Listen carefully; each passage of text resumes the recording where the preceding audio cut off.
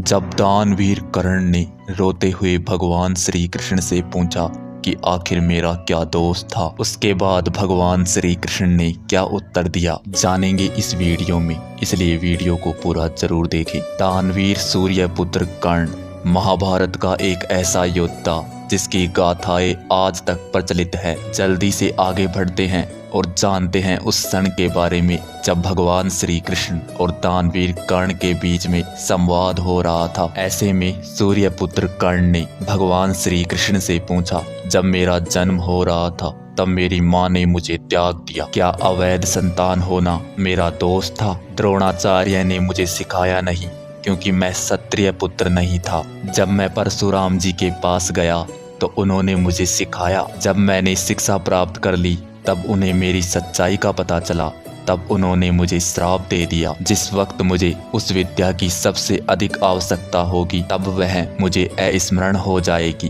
क्योंकि उनके अनुसार मैं ब्राह्मण पुत्र नहीं था। संयोगवश एक गाय को मेरा बाण लगा, उसके स्वामी ने मुझे श्राप दे दिया, जबकि मेरा कोई दोष नहीं था। द्रौपदी के स्वयंवर में मेरा खूब अपमान किया गया, मुझे सूत पुत्र कहा गया। माता कुंती ने मुझे आखिर में मेरे जन्म का रहस्य बताया और उस समय भी उन्होंने अपने बेटों को मुझसे दान में बचाने के लिए कहा। जो कुछ भी मिला मुझे दुर्योधन से मिला, तो आखिर मैं उसकी तरफ से लड़ा तो मैं गलत कैसे हूँ हे वासुदेव? ऐसे में भगवान श्री कृष्ण ने उत्तर दिया, हे राधे, मेरा जन्म कारागार में हुआ। जन्म से पहले ही मृत्यु मेरी प्रतीक्षा में घात लगाए बैठी थी। जिस रात मेरा जन्म हुआ उसी रात मैं माता पिता से दूर कर दिया गया। मेरे मामा कंस मुझे मारना चाहते थे। तुम्हारा बचपन रथ, घोड़े, खड़ग, धनुष, बाणों के बीच उनकी ध्वनि सुनते हुए बीता है। मुझे तो गवाले की गौशाला मिली, गोबर मिला,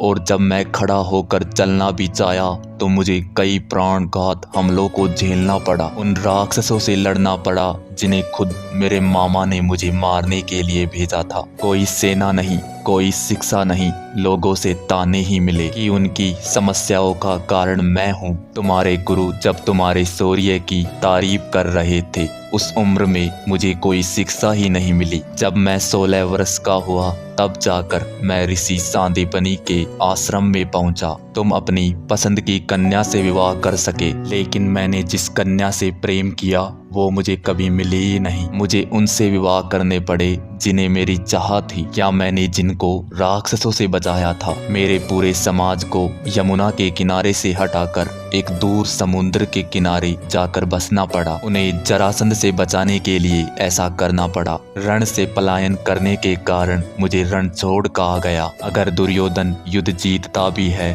तो तुम्हें बहुत श्रेय मिलेगा हे राधे, लेकिन अगर धर्मराज युधिष्ठिर जीते तो मुझे क्या मिलेगा? मुझे केवल युद्ध और युद्ध से हुई समस्याओं के लिए दोष दिया जाएगा। मुझे अनेकों श्राप झेलने पड़ेंगे, माताओं की पीड़ा का आह्वान करना पड़ेगा, अपने ही लोगों से मुझे दूर होना पड़ेगा। एक बात स्मरण रहे राधे, हर किसी को जिंदगी चुनौतियां देती है। जिंदगी किसी के साथ भी न्याय नहीं करती। दुर्योधन ने अन्याय का सामना किया है तो युधिष्ठिर ने भी अन्याय भुगता है, लेकिन सत्य धर्म क्या है यह तुम भली भांति जानते हो। कोई बात नहीं, अगर कितना भी अपमान हो, जो हमारा अधिकार है वो अगर हमें ना मिले तो कोई बात नहीं, लेकिन महत्व इस बात का है कि तुम उस समय उस संकट का सामना कैसे करते। अगर तुम उस संकट का सामना कर लेते तो आज यह दिन देखना नहीं पड़ता राधे। इसीलिए रोना धोना बंद करो हे राधे,